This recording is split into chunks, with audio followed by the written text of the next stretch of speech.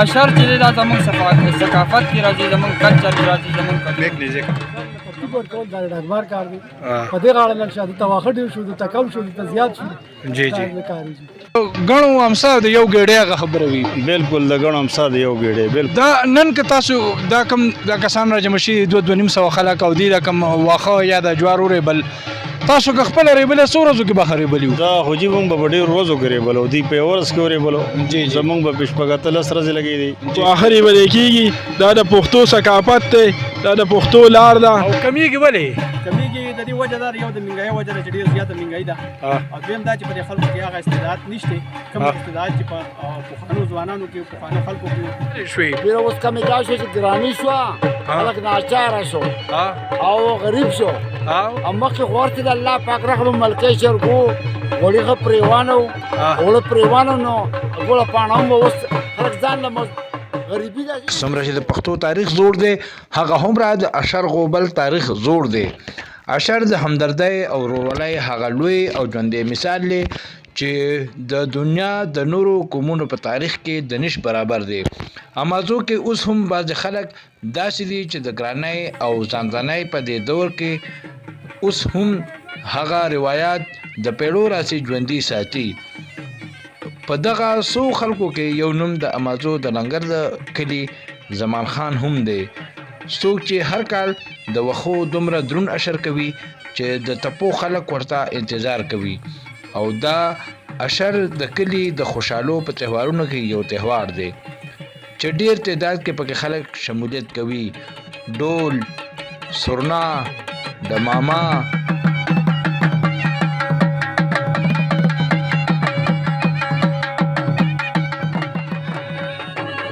باجا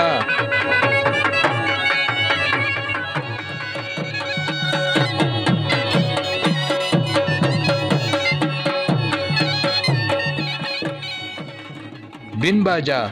د خلکو جذبات ټول ورځې داسې برقرار ساتي چې د ستړیوالي احساس ورته نه کېږي په غرمه کې سوچه غوړي او په غرمه کې په سوچو غوړو کې ماته روټای او ماخام ته دیسی چرګ د پخوانی روایت مطابق اوس هم ورکول شي زمانم جی زمان خان دی جی جی او لنګر اوسیدل کې ما جی جی او دا شری دا پروګرامونه خو په د مشرانو ډیر زیاتو جی خو چونکی ګرانیم دا او دا رسته کلی کولم نشي جی نو پدې وجه په خوا به ارچا شریکولي آیا اوس ما سر سره کوي اوس ار سره نه کوي ته خاص خاصي جی خو نه په خوا وړي عام خاص کوي جی او اوس تاسو خاص خاصي چې د بس پکلي کې او کس بدري چې هغه پروګرامونه جوړ ګل د زمونږ دا پیغام د چیرې بس دا پروګرامونه نه پریدي جی دا هډر خولي پروګرامونه دي په دې کې رسړي چې دینو دغه شي شناخت شي جی او زمیدار هډر خپل شعر جی جی نو اوس موږ ټول دا سوال کوو چې دا خپل پلان نیکو کسب دې نه پری سمرین خان چې د ځوان کل نمائندګي کوي او د اشر باره کې صدا سی وایي سمرین خان د ډنګر اوسیدونکی ما مخکې د میډیا مرګرو ډېره زیاته شکریه ادا کوم خاص کر ستا د وهان جانانه خاص کر ستا ډېره زیاته شکریه ادا کوم اشر او غم خاکي او جره جمعه دا خو د پښتون ثقافت کې راځي کلچر کې راځي کلتور کې راځي دا ډېر د پخوانه اشر غوبل شروع دی کوم کار چې ګران یې هغې له موږ اشر کوو خاص موږ نه ټول پښتانه کې په ټول پښتنۍ نړۍ کې اشر غوبل دا رواج دی او زموږ کلي کې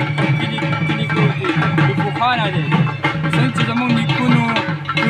په پخوانه اشر غوبل کوو داسې اوس موږ هم اشر غوبل کوو د پخوانه موږ دغه غوړي ورکوو غرمه ګوړه ورکوو غوړي ګوړه موږ ورکوو ماښام ښه مرکې چې چرګي پخوانه دغه روایات دي زموږ د پښتو موازه اسنالي موږ ولا عزت ورکوو موږ ولا احترام کوو او دا خلک چې راغلي د کم نه کلی خلک وي که د بار وي دا زموږ ټول د کلي کور د چم ګاون خلک دي دا ټول زموږ امزولي چې دي هغه ډېر کم واخري دي خو هغوی له پکار دي چې د خپل مشرانو کلتور چې کوم دی خپل د مشرانو لاره چې کوم راغلي دي نه پرېښوده پکار خاص ینګ جنریشن له خامخا دا لازمي کتل پکار دي میډیا کتل پکار دي په هر ځای کې دا رواج دی د کندر مازی سره تعلق لرونکي د ځوان کول یو بل وګړی سرتاج عزیز د خپلو خیالاتو اظهار څه داسې کوي. زه د کانډر اوسېدونکی یم، سرتاج عزیز مې نوم دی، بهادر شاه جي صاحب زوی یم. او لاول خو د واخان جانان ستاسو شکریا ده. دا نن د زمان خان لا دی شر دی په لانګار کې موږ هغه شر ته راغلي یو خو آخر یې به کېږي. دا د پښتو ثقافت دی، دا د پښتو لار ده، دا د مشرانو یو وراثت کې پاتې شوي دي. نو دا هغې نه شروع دی. اوس خو نوي کل خلک دا کوشش دوره نه کوي، شوق هم نه کوي. او دا خو پوهانیو مشرانو دا شوقونه او هغوی به دا کارونه کولو. دا هغه ثقافت موږ ته پاتې شوی دی. نو دا اوس زموږ په علاقه کې لکه کمتر کسان کوي، داسې هر سړی دا نه کوي. وجه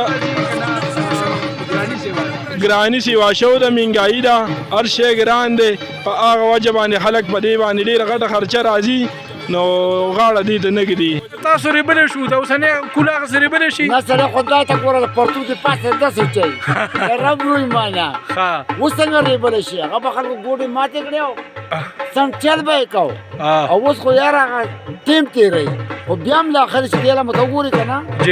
بیا هم لا ښه دي. زما نوم حسین علي دی، د خانپور اوسېدونکی یم. او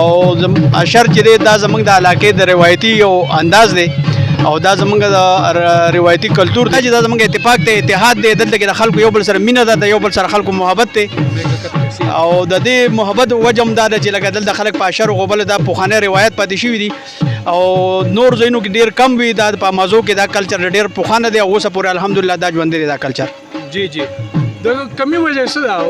کمیږي ولې؟ کمیږي وجه یوه دا ده چې یو خو دغه چې دي دلته، او نو د کمی وجه دا ده چې یو په نوي کول کې دغه نشته، استعداد نشته چې هغه داسې دغه کې دا زموږ د دې زمیندارو دغه دی، هغه زمیندار ډېر کم شو. او دویم دا چې لکه مهنګایي ده، هغه دغه د دې کم خرچه چې ده، اخراجات چې دغه نه برداشت کېږي. نو دغه یو وجه ده چې دا د دې کمی وجه ده. کله چې واښه ختم شي او واپسې شي نو د اختر غوندې سما وي او په حجره کې د هغې استقبال په ډېره ښکلې طریقه باندې کېږي او ماښام د هغې لپاره د انټرټینمنټ موقع هم وي.